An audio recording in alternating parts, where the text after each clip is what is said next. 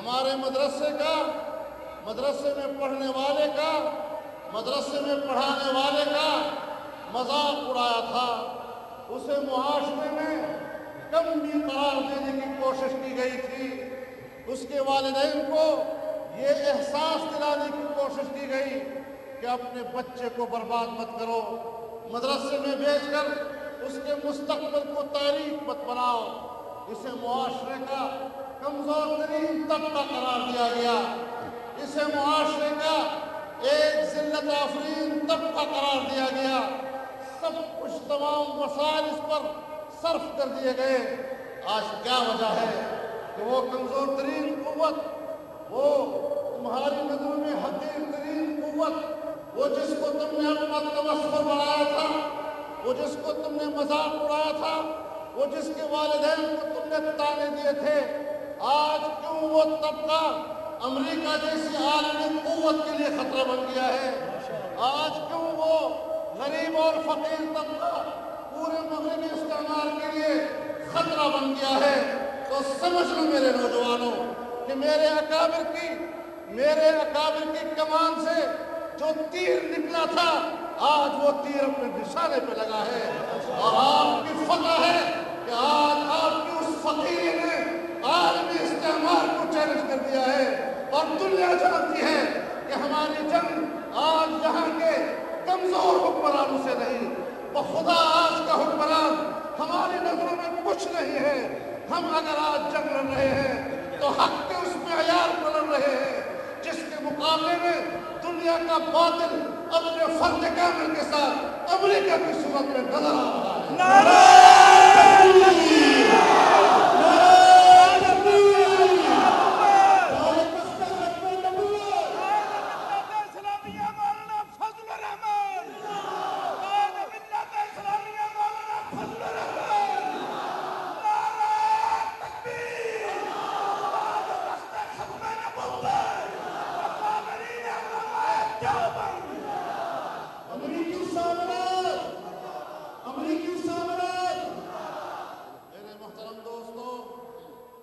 آزادی و حریت ہر فرد بشر کا پیدائشی حق ہے.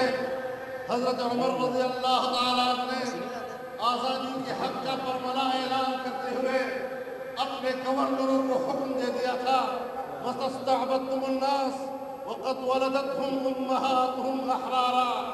تم نے کب ان انسانوں کو اپنا غلام بنا لیا ہے جبکہ ان کی ماؤں نے ان کو آزاد بنا ہے. آزادی و حریت فرد بشر کا پیدائشی حق ہے جسے آج بھی اقوام عالم تسلیم کر رہے ہیں. لیکن آج اسلامی دنیا کے فرزند کی حریت کو نشانے پر رکھا گیا ہے. آج افغانستان کا مسلمان اپنی آزادی و حریت کی جنگ لڑ رہا ہے. آج عراق کا مسلمان اپنی آزادی و حریت کی جنگ لڑ رہا ہے. آج فلسطین کا مسلمان اپنی آزادی و حریت کی جنگ لڑ رہا ہے.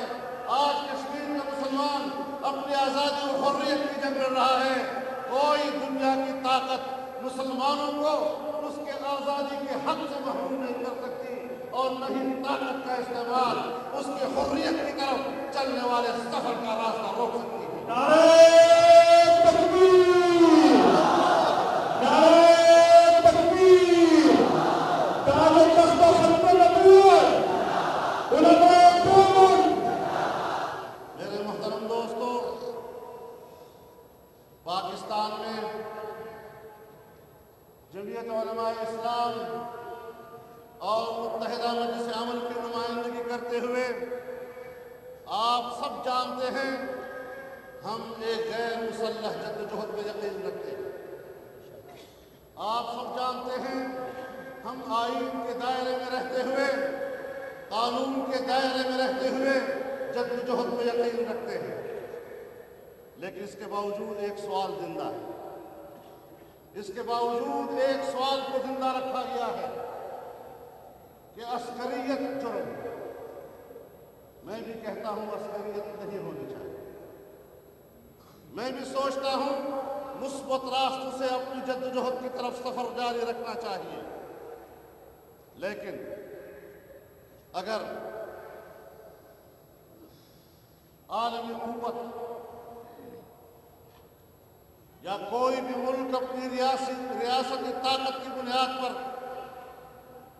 کسی قوم کی آزادی کو چھیننے کی کوشش کرے، ریاستی قوت کی بنیاد پر وہ کسی قوم کی آزادی کو سلب کرنے کی کوشش کرے، اگر اسرائیل فلسطین کے مسلمانوں کی آزادی کے حق کو تسلیم نہیں کرے گا، اگر اسرائیل فلسطینیوں کے حق میں اقوام متحدہ کی قراردادوں کا احترام نہیں کرے گا اور اس قوم کی آزادی کے حق کو طاقت کے ساتھ چھیننے کی کوشش کرے گا، تو جواب میں عسکریت ایک فطری عمل ہے، فطری عمل۔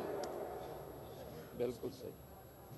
اگر کشمیر کے مسلمان جس کے حق خود ارادیت کو اقوام متحدہ نے تسلیم کر لیا ہے اور ہندوستان اس کے اس حق کو آج بھی تسلیم کرنے کے لیے تیار نہیں، اگر ہندوستان کی 8 لاکھ مسلح افواج کشمیر کے اندر کشمیریوں کے سر پر بندوق تان کر اس کو حق خود ارادیت سے محروم کرنے کی کوشش کرتی ہے، تو اس کے مقابلے میں کشمیر کے اندر مسلح انتفاضہ ایک فطری رد عمل ہوتا ہے۔ آج اگر عراق میں امریکی فوجیں موجود ہیں، فوجیں کس لیے آئی؟ وہاں کے تیل پر قبضہ کرنے کے لیے، ان کے وسائل پر قبضہ کرنے کے لیے، ان کی آزادی و حریت کو چھیننے کے لیے، وہاں پر امریکہ مخالف حکومت کے خاتمے کے لیے۔ ظاہر ہے کہ جب آپ کسی ملک میں اتریں گے، فوجی قوت کے ساتھ اتریں گے، تو اس قوم کے اندر سے عسکریت کا پیدا ہونا ایک فطری رد عمل ہوا کرتا ہے۔ اگر افغانستان میں جہاں طالبان کی حکومت تھی، جہاں وزیر کے ہاتھ میں بھی بندوق نہیں ہو سکتی تھی، جہاں اس نے افغانستان کے پورے معاشرے کو کلاشنکوف سے پاک کر دیا تھا، جب وہاں پر عالمی قوتیں اسلحے کے ساتھ آگے اتری، کسی دہشت گردی کے خلاف نہیں، سوویت یونین کی شکست کے بعد وسط ایشیا کے مفادات پر قبضہ کرنے کے لیے، خطے کے وسائل پر قبضہ کرنے کے لیے، ایشیا کی تجارت پر قبضہ کرنے کے لیے، ایشیا کی معیشت پر قبضہ کرنے کے لیے، قرآن کی سیاست پر اپنی بالادستی قائم کرنے کے لیے، تو ظاہر ہے کہ پھر افغانستان میں بھی اپنی آزادی و حریت کے لیے اس قوم کے اندر مسلح قوت کا ابھرنا ایک فطری رد عمل ہو سکتا ہے۔ لہذا اگر اسلامی دنیا کے اندر کہیں بھی کوئی عسکریت موجود ہے، یہ اس کی فطری اور طبعی خواہش نہیں ہے، بلکہ امریکہ کی جارحانہ عمل اور اس کی جارحیت کے خلاف ایک فطری رد عمل ہو سکتا ہے۔ اگر امریکہ چاہتا ہے، اگر امریکہ کے حوالی چاہتے ہیں، اگر اس کے اتحادی چاہتے ہیں کہ دنیا سے ملیٹنسی کا خاتمہ ہو، دنیا سے عسکریت کا خاتمہ ہو، تو پھر اپنی فوجیں سمیٹ کر امریکہ میں واپس لے جائے۔ جب قرآن پر تمہاری بے جا مداخلت ختم ہوگی، اس کے مقابلے میں عسکری رد عمل کے خاتمے کی ضمانت میں دینے کو تیار ہوں۔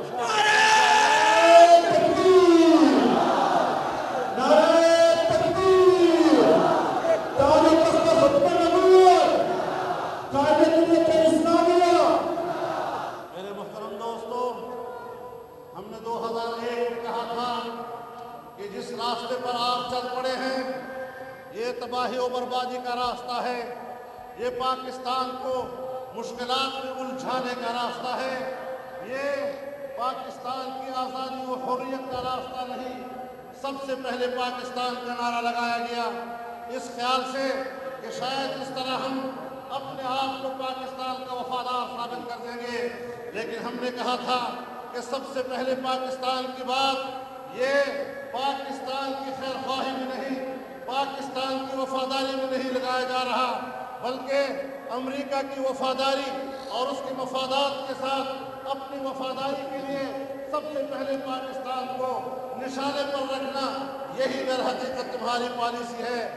آج 2001 کے بعد جب ہم 2009 میں جا رہے ہیں، یہ کوئی 8 سال کا یا 7 سال کا عرصہ مکمل ہو رہا ہے۔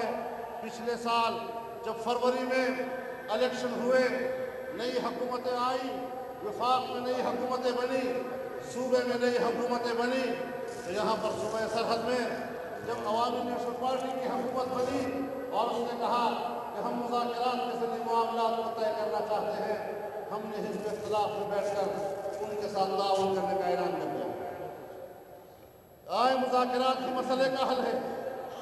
ہم نے امریکہ کو بھی یہی کہا ہے کہ طاقت کے ذریعے آپ مسئلے کو حل نہیں کر سکتے، آپ کو مذاکرات کا راستہ اختیار کرنا ہوگا۔ آج 7 سال اور 8 سال کی طویل تجربے کے بعد اگر میں آپ سے یہ سوال کروں، اگر میں عالمی قوتوں سے یہ سوال کروں، اگر میں اپنے حکمرانوں سے یہ سوال کروں کہ جو جنگ 2001 میں تم نے دہشت گردی کے خاتمے کے لیے شروع کی تھی، آج 8 سال کے بعد اس کا حجم ذرا بتائیے کہ کیا اس میں اضافہ ہوا ہے یا نہیں ہوا؟ کیا اس کی شدت میں اضافہ ہوا یا نہیں؟ کیا اس کی وسعت میں اضافہ ہوا یا نہیں؟ جس کو تم نے دہشت گردی کہا، جس کے خاتمے کے لیے عالمی قوتوں کو تم نے اس سرزمین پر مسلط کرنے کی کوشش کی، اگر 8 سالہ تجربہ یہ بتلا رہا ہے کہ اس سے عسکریت میں بھی اضافہ ہوا، آپ کے بقول دہشت گردی میں اضافہ ہوا، اس کی شدت میں اضافہ ہوا، اس کی وسعت میں اضافہ ہوا، وہ اثرات پاکستان میں آئے، وہ قبائلی علاقوں میں پھیلے، وہ سوات تک پھیلے، اس کے اثرات پنجاب اور سندھ تک آئے، بلوچستان آج اس آگ میں کھیل رہا ہے، تو آپ بتائیں کہ وہ تجربہ ناکام ہوا یا نہیں؟ ناکام ہوا ہے۔ حالات و واقعات نے تمہاری تصدیق کی ہے یا حالات و واقعات نے ہماری تصدیق کی؟ اور جب پچھلے سال جولائی کے مہینے میں نے صوبہ سرحد کے حالات کے حوالے سے اپنے ملک کے حکمرانوں سے کہا کہ اگر آپ اسی پالیسی پر گامزن ہیں اور آپ مصر ہیں اس بات پر کہ ہم نے مشرف پالیسیوں کو دوام و استمرار دینا ہے، تو پھر سرحد آپ سے کہا اللہ اکبر، اللہ جب چاہے وہ ان کا کنٹرول حاصل کر لیں۔ اگر صورتحال یہاں تک پہنچ گئی ہے، بتاؤ ذرا آخر حکومت کی عملداری نام کس چیز کا ہوا کرتا ہے؟ اور اگر پاکستان کی حکومت اور آئین و قانون کی عملداری ختم ہو جاتی ہے تو پھر بتاؤ پاکستان کا کیا ہونا ہے؟ ہماری اس چیخ پکار کے رد عمل میں وزیر اعظم پاکستان نے اجلاس بلایا 23 جولائی کو، جس میں تمام وفاق کے اندر وفاق کی اتحادی جماعتوں کے سربراہان نے شرکت کی، جس میں وفاق کی بیوروکریسی نے اور اسٹیبلشمنٹ نے شرکت کی، صوبہ سرحد کی بیوروکریسی نے شرکت کی، سرحد کا گورنر اور وزیر اعلیٰ اس میں موجود، جس میں آرمی چیف موجود تھے، جس میں D G I S I اور ڈی جی ایم آئی اور D G F B I F I A اور ڈی جی آئی موجود